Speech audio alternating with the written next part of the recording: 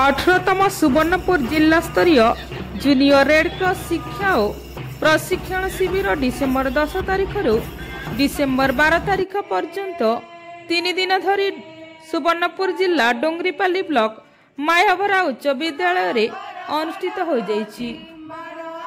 December 10 तारिख होइतिबा उद्घाटनी उत्सव रे मुख्य अतिथि भावे सुवर्णपुर जिला अतिरिक्त जिलापाल अंजलिना प्रधान, मुख्य वक्ता भावे रेड क्रॉस पुरुखा सदस्य धरम सिंह मिश्र, अन्यतम वरिष्ठ साधनकर्मी सूरजकांत महापात्र, अतिरिक्त जिला शिक्षा अधिकारी मंजुलता भई योगदान करथिले।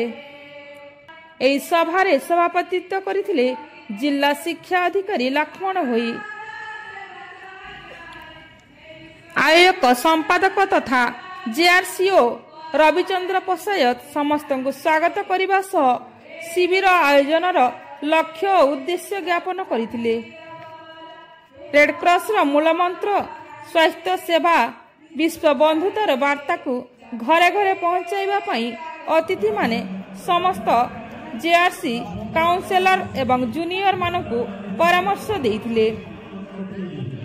एई 3 दिनर शिविर रे समस्त काउंसिलर जूनियर मानकु साधनकर्मी माने सकाळ ठारू राति पर्यंत थिबा दिनचर्या श्रृंखला स्वास्थ्य संबंधी टिप्स सेवार वरिष्ठ उदाहरण देई उत्साहित करथिले।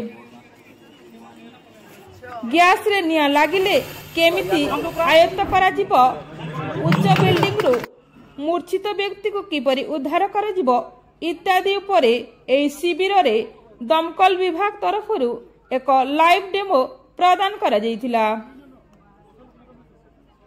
बलांगीर ब्लड बैंक रो सहायता रे 51 यूनिट ब्लड संग्रह करा जायतिला।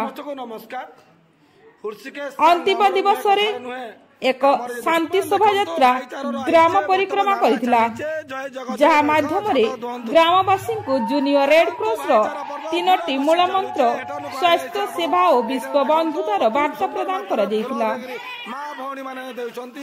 10 तारिख एवं 11 तारिख रे होइतिबा सांस्कृतिक संध्या रे विशिष्ट कंठशिल्पी प्राप्ति आचार्य और अर्चना पाड़ी जगदे जूनियर मानकु उत्साहित करथिले।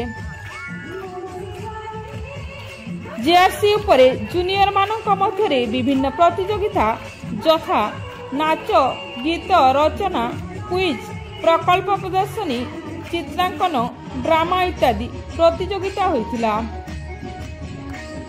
12 तारिख रे होइतिबा उद्यापनी उत्सव रे डोंगरीपाली ब्लॉक रो भाइस चेयरमैन मकरध्वज साहू, मुख्य अतिथि वीर महाराज ब्लॉक रो वरिष्ठ गोष्ठी शिक्षा अधिकारी शांतनु कुंभकार, डोंगरीपाली रो एबीओ गंजुल मिर्धा, जिला परिषद सभ्य गणेश भई, मायाभरा उच्च विद्यालय रो पूर्वतन प्रधान शिक्षक बसंत होता, जेआरसी सुवर्णपुर रो भाइस चेयरमैन गतिकृष्ण मिश्र, मायाभरा उच्च विद्यालय रो प्रधान शिक्षक तथा जेआरसीओ रविचंद्र पसायत जगदे पिला को उत्साहित करने सह प्रमाण पत्र प्रदान करथिले।